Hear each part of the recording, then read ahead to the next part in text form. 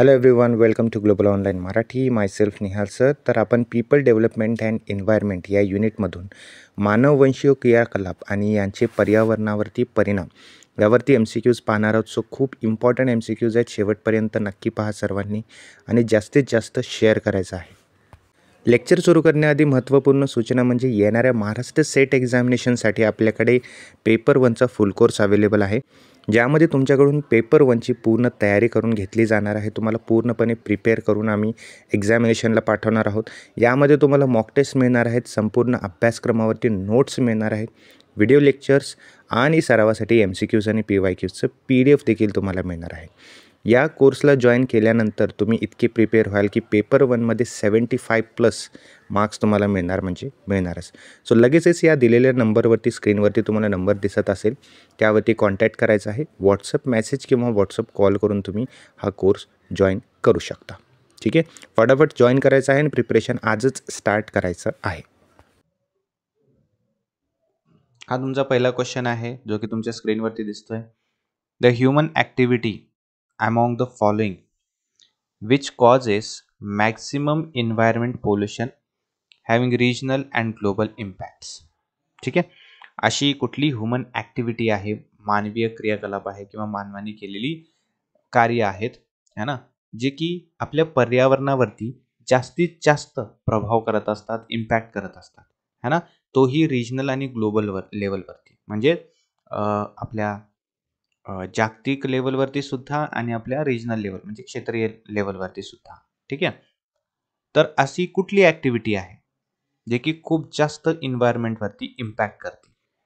Urbanisation आहे म्हणजे शहरीकरण है ना, इंडस्ट्रियलायझेशन आहे औद्योगिकरण, ॲग्रिकल्चर आहे की मायनिंग आहे. ठीक आहे, त्यासाठी 10 सेकंडचं काउंटडाऊन मी तुम्हाला स्टार्ट करतो. या ठिकाणी तुम्ही पाहू शकता. ओके, त्या विदिन 10 सेकंड सर्वांनी आन्सर द्यायचं. बिफोर दॅट सर्वांनी द्यायला चालू केलेलं आहे. ठीक आहे, बघा काय असू शकतं याचा आन्सर. अशी कुठली ह्युमन ॲक्टिव्हिटी आहे, असं मानवाने कुठली कार्य केलेली आहेत है ना, किंवा कार्य करतात ज्यामुळे आपल्या पर्यावरणावरती सगळ्यात जास्त इम्पॅक्ट होतो, सगळ्यात जास्त परिणाम होतो. क्लिअर. मग ते शहरीकरण आहे. शहरीकरण म्हणजे काय ते आपण 1 बाय 1 डिस्कशन करूयाच है ना. इंडस्ट्रियलायझेशन काय आहे, ॲग्रिकल्चर काय आहे, तर यामध्ये अशी कुठली ॲक्टिव्हिटी आहे मॅक्सिमम इम्पॅक्ट करणारी एन्व्हायरमेंटवरती. Okay, so right answer is that is industrialization. Very good all of you. सर्वांनी खूप चांगला आन्सर दिलेला आहे. Option B is the correct answer. ठीक आहे, इंडस्ट्रियलायझेशन औद्योगिकरण हे सगळ्यात मेजर रिझन आहे, मेजर ह्युमन ॲक्टिव्हिटी आहे जे की आपल्या इन्व्हायरमेंटवरती काय करते, इम्पॅक्ट करते. बरोबर, क्लिअर. बघा या ठिकाणी आता अर्बनायझेशन, इंडस्ट्रियलायझेशन हे सर्वांचं पोल्युशन कसं होतं किंवा यांच्या ॲक्टिव्हिटीजमधून पोल्युशन कसं होतं किंवा यांचा अर्थ काय आहे ते आपण पाहून घेऊया है ना. तर अर्बनायझेशन हे काय आहे, एक डेव्हलपमेंट प्रोसेस आहे जे की आपल्या गावागावामध्ये सिटीज निर्माण करतात है ना, शहरीकरण करत असतात. राईट, त्याला म्हणतो आपण urbanisation. Urbanisation affects through harmful emission of smoke into atmosphere, pollute water and land around them and create lot of noise by their machineries.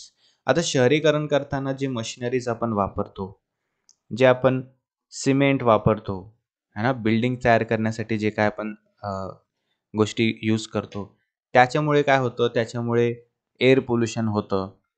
आजूबाजूचे जे पाणी आहे, जमीन आहे ते सुद्धा पोल्यूट होतं. म्हणजे वी कॅन से त्याच्यावरती सुद्धा परिणाम होतो है ना. त्यानंतर जी मशिनरीज आहेत, हेवी मशिनरीज आहेत, त्याच्यामुळे नॉईज पोल्युशन होतं. क्लिअर. तर अर्बनायझेशनमुळे, शहरीकरणामुळे असे परिणाम होत असतात आपल्या पर्यावरणामध्ये. ठीक आहे, त्यानंतर आहे इंडस्ट्रियल पोल्युशन. या ठिकाणी इंडस्ट्रियल पोल्युशन हे कसं पोल्युशन आहे, हे डायरेक्टली लिंक्ड आहेत विथ द इंडस्ट्री. इंडस्ट्री म्हणजे जे प्रोडक्शन करतात, जे कंपनीज वगैरे आहेत त्याला आपण इंडस्ट्री म्हणतो. बरोबर. मग त्या इंडस्ट्रीजमधून भरपूर वेगवेगळ्या प्रकारची एमिशन्स होतात, वेस्ट्स होतात आणि ते मेजर रिझन आहेत कशासाठी, आपल्या एन्व्हायरमेंटचा ऱ्हास होण्यासाठी, पर्यावरणाचा ऱ्हास होण्यासाठी. ठीक आहे. क्लिअर.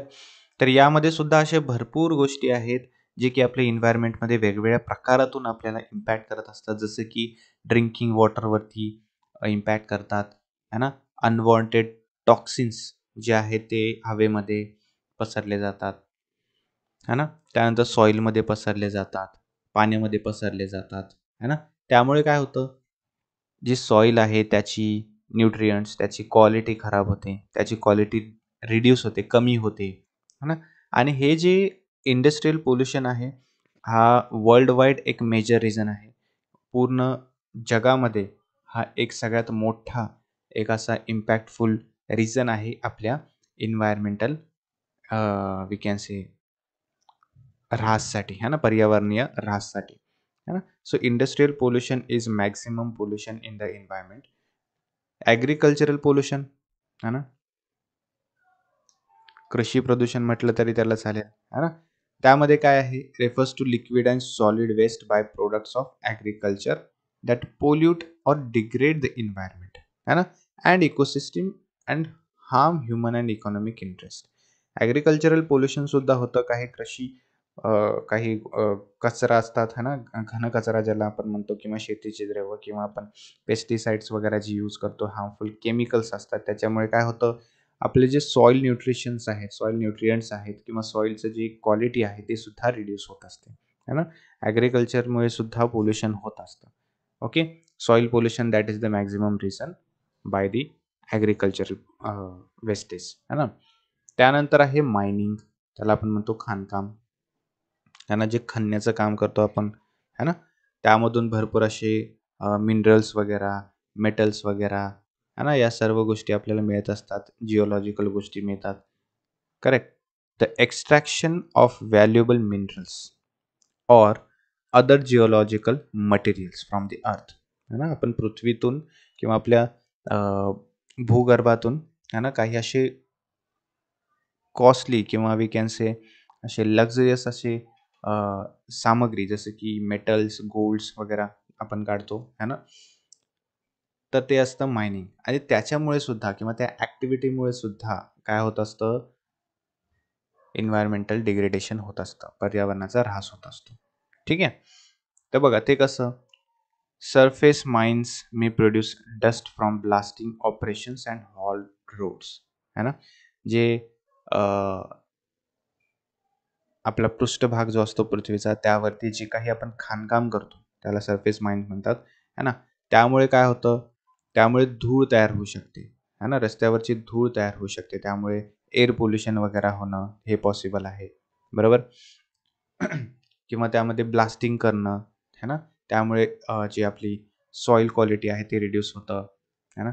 त्यानंतर many coal mines release methane, green house gases. भरपूर असे कोळशाच्या खाणी आहेत, कोळशाचं खाणकाम आहे. त्यामधून काय होतं, त्यामधून खूप हार्मफुल असं एमिशन होत असतं, हार्मफुल गॅसेसचं एमिशन होत असतं, है ना. त्यामध्ये मिथेन, ग्रीन हाऊस गॅसेस असे भरपूर एमिशन्स होतात. त्यामुळे की आपलं एअर पोल्युशन होत असतं. त्यामध्ये मेजर रिझन आहे डिप्लेशन होण्याचं, ओझोन डिप्लेशन त्यामध्ये आहे, बरोबर. So mining also impact on environmental things, किंवा पर्यावरणावरती याचा एक इम्पॅक्ट होतो. पर्यावरणाचा ऱ्हास होण्यामध्ये सुद्धा मायनिंगचा एक हात आहे. ॲग्रिकल्चरल पोल्युशनचा हात आहे, इंडस्ट्रियल पोल्युशनचा हात आहे, अर्बनायझेशनचा हात आहे. बट मॅक्झिमम या चौघामध्ये कोणाचा हा जास्त मोठा हात आहे, तर इंडस्ट्रियल पोल्युशनचा. क्लिअर, आलं लक्षात. सेकंड क्वेश्चन बघा, which type of waste is classified as hazardous. यामध्ये कुठला वेस्ट आहे, कचरा आहे, है ना, जो की सगळ्यात जास्त हजार्डस आहे. हजार्डस म्हणजे धोकादायक आहे. केमिकल, हाऊसहोल्ड, कमर्शियल की ॲग्रिकल्चर. ठीक आहे, काउंटडाऊन स्टार्ट करतोय. म्हणजे रासायनिक आहे, घरगुती कचरा आहे ना, व्यावसायिक कचरा की ॲग्रिकल्चर म्हणजे शेतीचा कचरा सगळ्यात जास्त घातक आहे. कुठला सगळ्यात जास्त घातक आहे असा प्रश्न विचारला.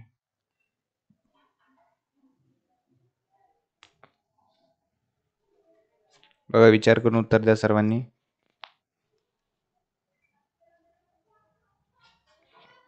Very good, very good. सर्वांचे आन्सर यायला लागलेत. एक्सलंट. चांगला अभ्यास झाला आहे सर्वांचा.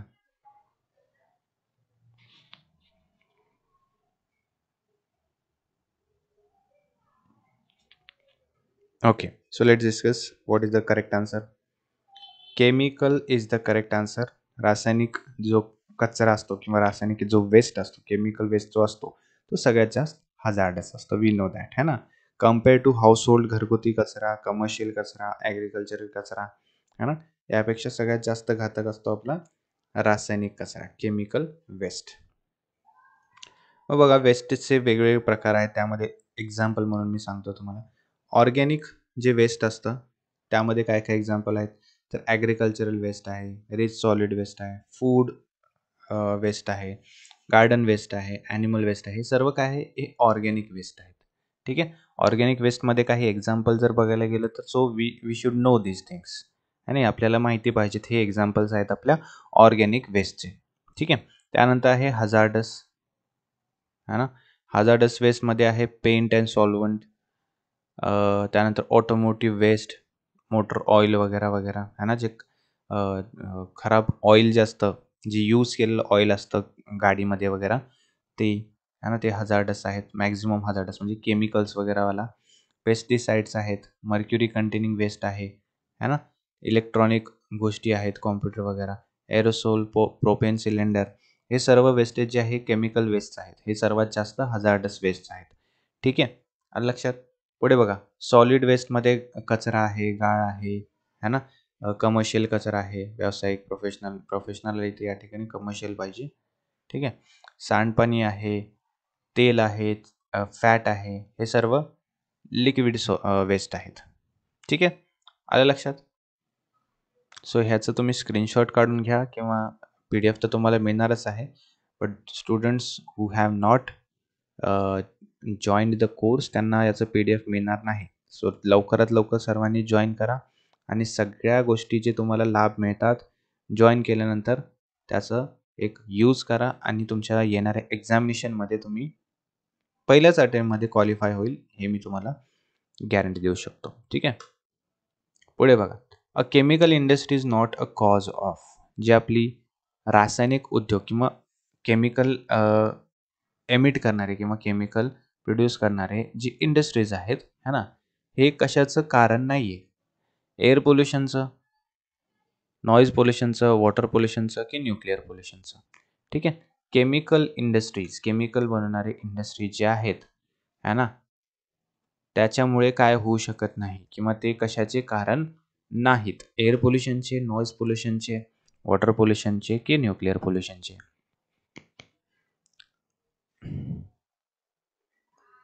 काउंटडाऊन सगळ्यांना देतोय.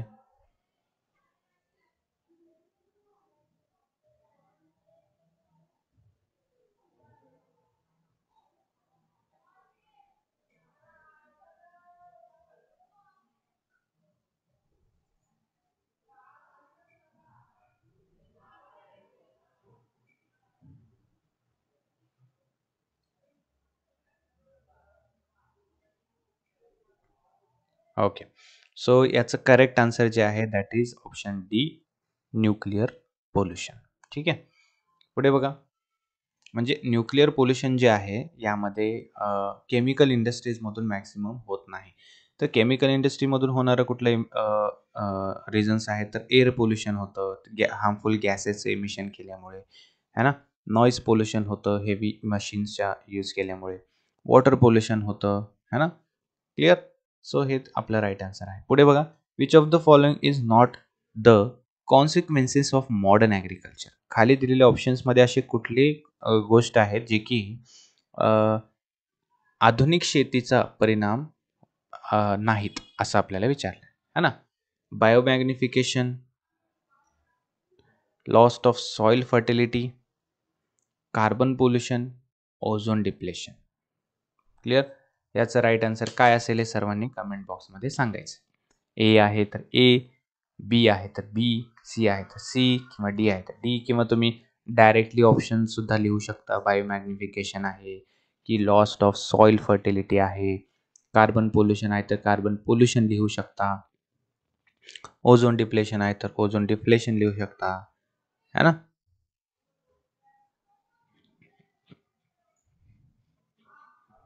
ओके, ए बी सी तिन्ही आन्सर येत आहेत. Okay, clear.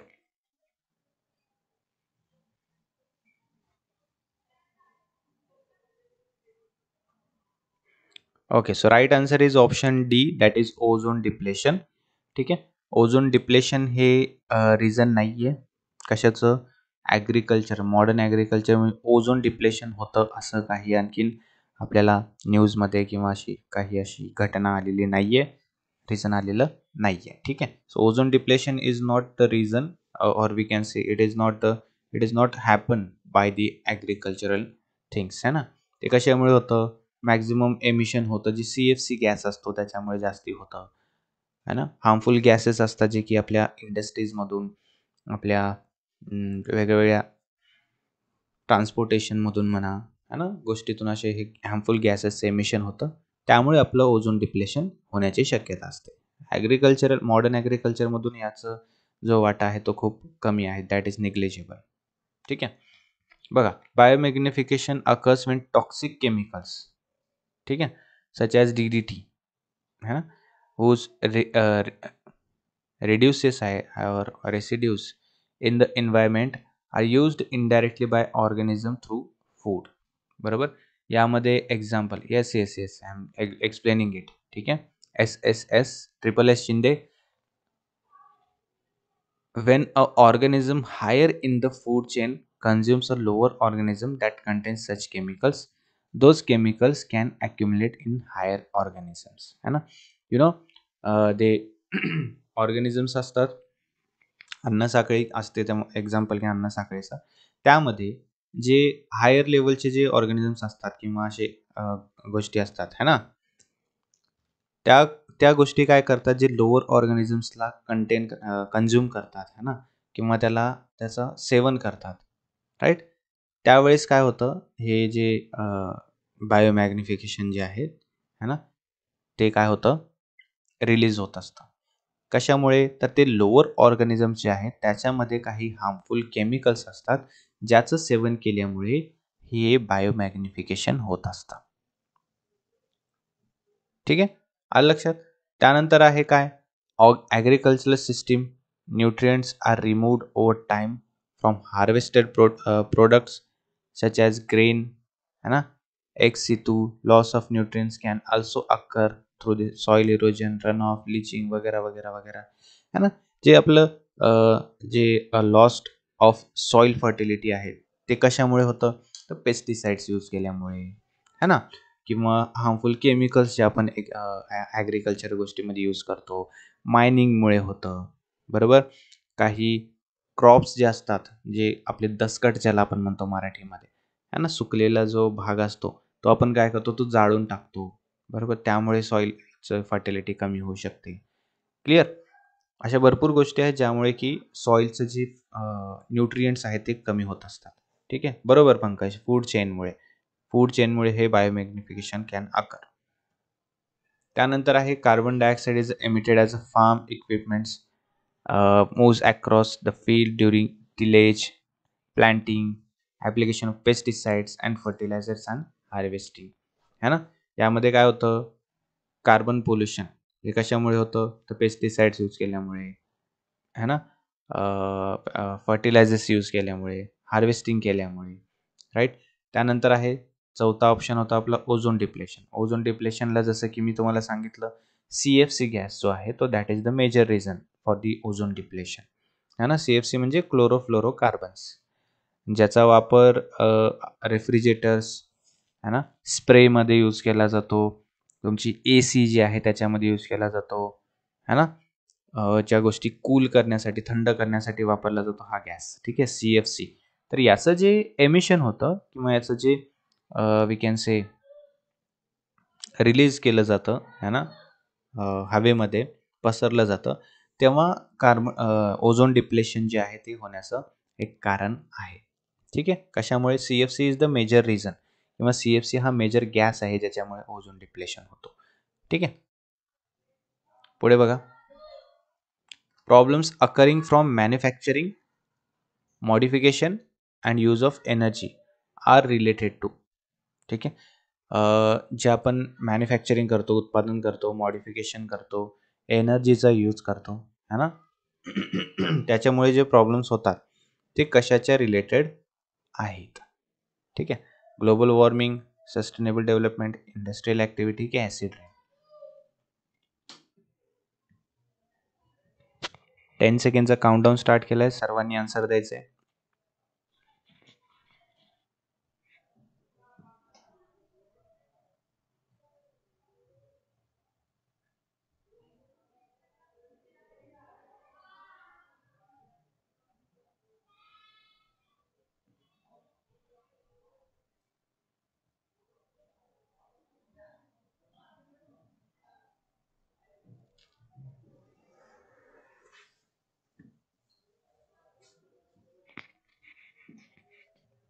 Okay, option A सर्वांचं मोस्टली येत आहे.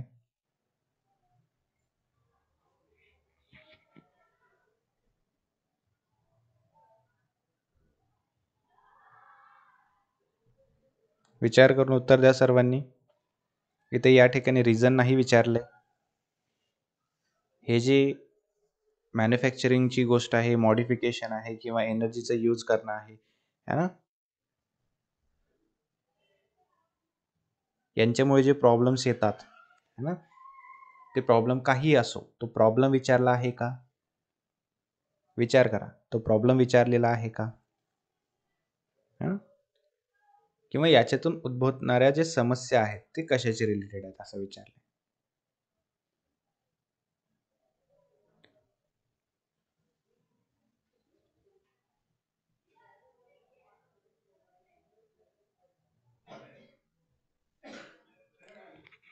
ठीक आहे. सो यामध्ये करेक्ट आन्सर आहे that is industrial activities. Y? Because manufacturing, modification, use of energy, है ना, याच्यामुळे जे प्रॉब्लेम्स होतात, है ना. सो या जी ॲक्टिव्हिटीज आहेत, these are activities, which activity? Industrial activities आहे. आणि त्यामुळे काय होतं? त्यामुळे ग्लोबल वॉर्मिंग होतं. So that was the not global warming answer, है ना. क्लिअर? Yes, very good. आता सर्वांचा आन्सर बरोबर यायला लागला. पुढे बघा. Cutting down trees in a large areas of rain forest will affect. आता जास्तीत जास्त जर झाडांचं कटिंग झालं, है ना, झाडे तोडली, तर त्याच्यामुळे काय रिझन येऊ शकतं किंवा काय परिणाम होऊ शकतो असं आपल्याला विचारलं. इन्क्रीज रेनफॉल, पाऊस वाढेल. डिक्रीज रेनफॉल, पाऊस कमी होईल. इन्क्रीज इन विंड स्पीड, म्हणजे हवेचा जो वेग आहे, वाऱ्याचा जो वेग आहे तो वाढेल. ही increase rate of soil erosion. ठीक आहे. जे काही तुमचा आन्सर आहे ABCD, है ना, ते तुमचं कमेंट बॉक्समध्ये आन्सर द्यायचं आहे. आणि काउंटडाऊन मी स्टार्ट करतोय 10 सेकंडचा. येस, मुलांचा थोडाफार आवाज येईल तुम्हाला. थोडंसं इग्नोर करा तो व्हॉइस.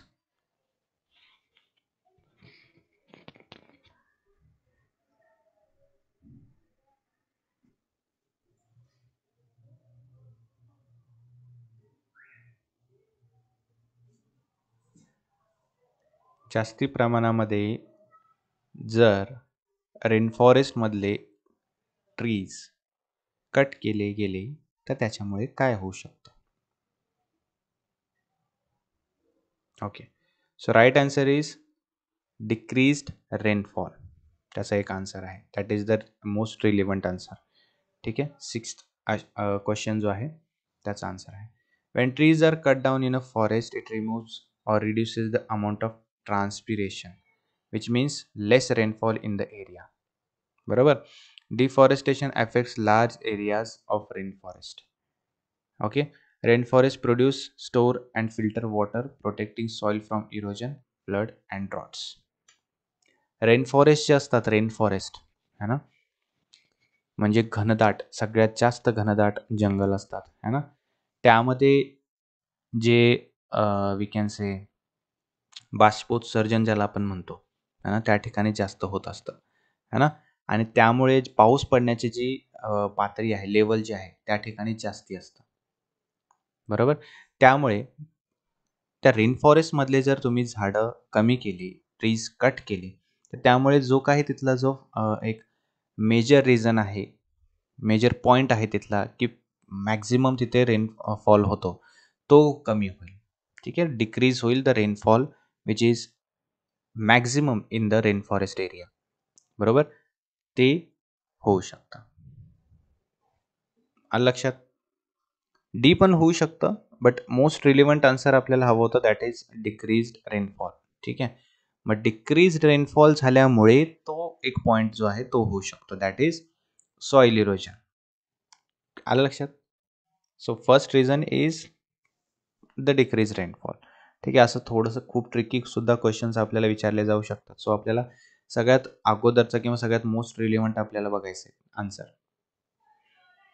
पुढे बघा, which one is not negative impact of urbanisation on the environment. Which one is not विचारलं. ठीक आहे, लक्ष द्या. नॉट अ निगेटिव्ह, नॉट पण लिहिलंय आणि निगेटिव्ह पण लिहिलंय, है ना. Not a negative means it should be positive. बरोबर. Which one is not a negative impact of urbanisation. शहरीकरणाचा कुठला निगेटिव्ह इम्पॅक्ट नाही एन्व्हायरमेंटवरती असं विचारलं. ठीक आहे, डिफॉरेस्टेशन, पोल्युशन, है ना. डिफॉरेस्टेशन म्हणजे जंगल तोडच झालं, पोल्युशन झालं, प्रदूषण, वेस्ट रिसायकलिंग, कचऱ्याचा पुनर्वापर, लॉस ऑफ बायोडायव्हर्सिटी, है ना. आपली जी जैवविविधता आहे त्याचं कमतरता किंवा त्याचं नुकसान म्हटलं तरी चालेल.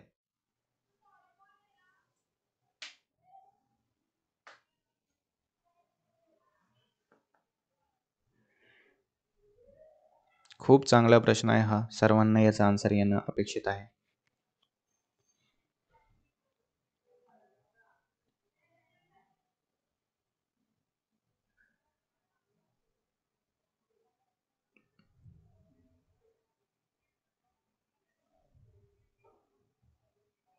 Okay, good, very good.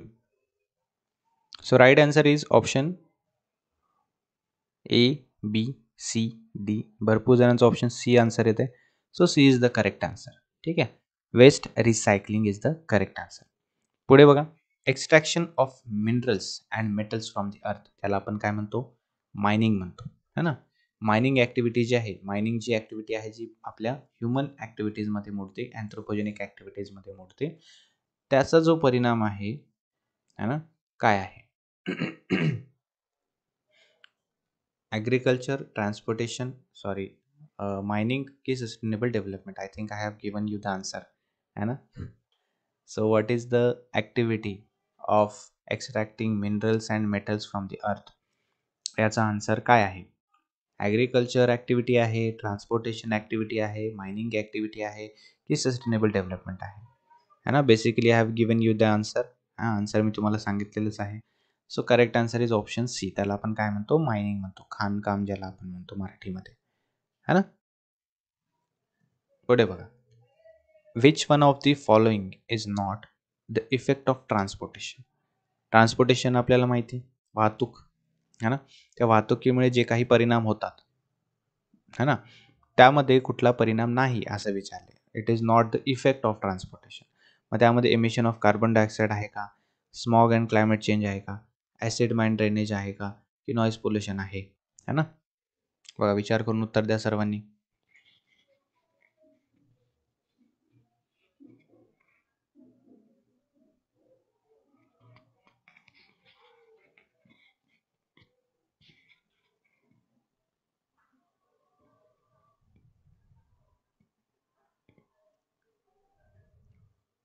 Option A, B, C, D जे काय आहे तुमचं कमेंट बॉक्समध्ये सर्वांनी आन्सर द्यायचं आहे, दॅट इज कंपल्सरी. ओके, मग ते एमिशन ऑफ कार्बन डायऑक्साईड असेल, स्मॉग असेल, स्मॉगबद्दल आपण डिस्कस केलं होतं, है ना. स्मॉग म्हणजे काय, smog means smoke plus fog. ठीक आहे, इट इज स्मॉग. आलं लक्षात. So right answer is option C, that is acid mine drainage, है ना. हा जो ॲसिड माइन ड्रेनेज आहे है ना, that is not the effect of transportation. हे ट्रान्सपोर्टेशनमुळे होणारा भाग नाही आहे, त्यामुळे C option is the correct answer. Acid mine drainage is run off formed at the contact of exposed rock containing sulfur minerals that reacts with water and air to produce sulfuric acid and dissolved iron. ठीक आहे. Sulphuric acid जे कशामुळे होतं, जे रॉक्समधलं sulphur mineral plus water किंवा हवा याच्यामध्ये मिश्रण होतं, याच्यामध्ये रिॲक्शन होते, तेव्हा हे सल्फरिक ॲसिड होत असतं. बरोबर. This acid runoff dissolves heavy metals including copper, lead, mercury that pollute ground and surface water. आता हे ॲसिड जे ड्रेनेज आहे ना, ॲसिडचं जे काही वी कॅन से वेस्टेज आहे है ना, त्यामध्ये काय असतं, त्यामध्ये sulphur plus water and air याचं मिश्रण असतं, त्यामुळे हा ॲसिड किंवा सल्फरिक ॲसिड तयार होत असतो. या सल्फरिक ॲसिडमध्ये काय इन्क्लुडेड असतात, तर हार्मफुल असे मेटल्स इन्क्लूड असतात, जसं की कॉपर आहे, लीड आहे, मर्क्युरी आहे है ना, जे आपल्या इन्व्हायरमेंटला हार्मफुल असतं. मग इन्व्हायरमेंटला हार्मफुल कसं असतं, तर त्याचा इम्पॅक्ट होतो आपल्या सॉईलवरती, त्याचा इम्पॅक्ट होतो आपला ग्राउंड वॉटरवरती है ना. ॲसिड रेनसारख्या जर गोष्टी होत असतील तर त्याचा इम्पॅक्ट होतो आपल्या रॉक्सवरती, आपल्या ताजमहल जसं त्याच्यामध्ये एक एक्झाम्पल आहे है ना. So this is the acid mine drainage, ज्यामध्ये की वी हॅव सीन ट्रान्सपोर्टेशनचा काही यामध्ये भाग नसतो. आलं लक्षात. तर ट्रान्सपोर्टेशनमुळे जे आहे ते कार्बन डायऑक्साईडचे एमिशन असेल, स्मॉग तयार होणं किंवा क्लायमेट चेंज होणं है ना, ग्लोबल वॉर्मिंग, नॉईज पोल्युशन, या सर्व गोष्टी आहेत किंवा हे सर्व इफेक्ट आहेत जे की ट्रान्सपोर्टेशनमुळे होतात. आलं लक्षात. पुढे बघा. Which of the following green house gases is entirely produced by the human activities. हा प्रश्न तुमच्या एक्झामिनेशनमध्ये विचारलेला प्रश्न आहे. ठीक आहे.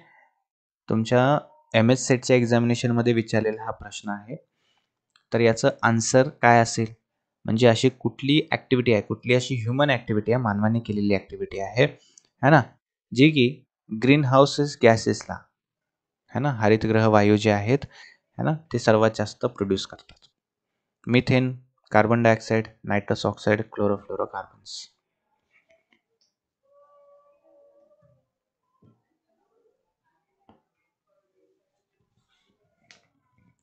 कुठला असं ग्रीन हाऊस गॅस आहे तो टोटली, म्हणजे बघा त्यामध्ये नेचरचा काहीही भाग नाही. Nature is 0% in that gas आणि ह्युमन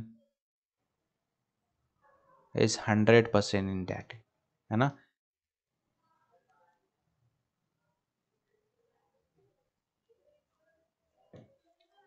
रिझन, ह्युमनने बनवलेला किंवा human is 100% responsible for that gas, असं विचारलं आपल्याला प्रश्न. सो ते आहे क्लोरोफ्लोरोकार्बन. कारण का, दिस इज नॉट नॅचरल गॅस है ना. Methane, carbon dioxide, nitrous oxide हे सर्व नॅचरली सुद्धा क्रिएट होतात, but this is not naturally created, this is made by human. हा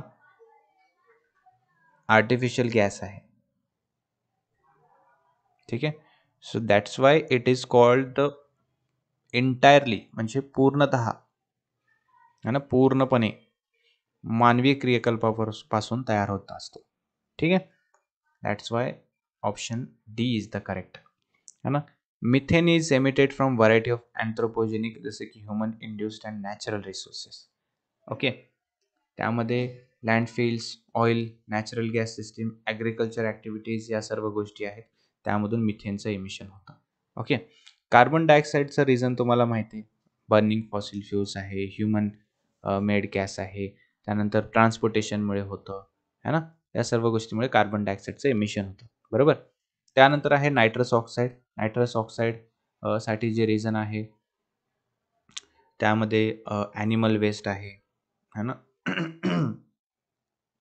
ऑर्गॅनिक मॅटर्सचं वेस्ट आहे ना, त्यामधून हे नायट्रस ऑक्साईड एमिट होत असतं है ना. CFC जे आहे, CFC हे ह्युमन मेड गॅस आहे, माणसाने बनवलेला, गॅस आहे. त्यामुळे CFC is the entirely human made किंवा we can say anthropogenic gas activity, ठीक आहे, जे की आपल्या एन्व्हायरमेंटवरती इम्पॅक्ट करत असते. ठीक आहे. I hope you have learn so many things in today's lecture. आजच्या लेक्चरमध्ये तुम्हाला खूप काही असं शिकायला मिळालेलं आहे असं मी आशा करतो. ठीक आहे. सर्वांनी कमेंट बॉक्समध्ये आपला स्कोर सांगायचा आहे. त्यासोबत रिव्ह्यूजसुद्धा मला तुमच्याकडून हवे आहेत की तुम्हाला लेक्चर कसा वाटला, काय इम्प्रूव्हमेंट करण्याची गरज आहे है ना, टीचिंगमध्ये किंवा आणखीन काही गोष्टीमध्ये.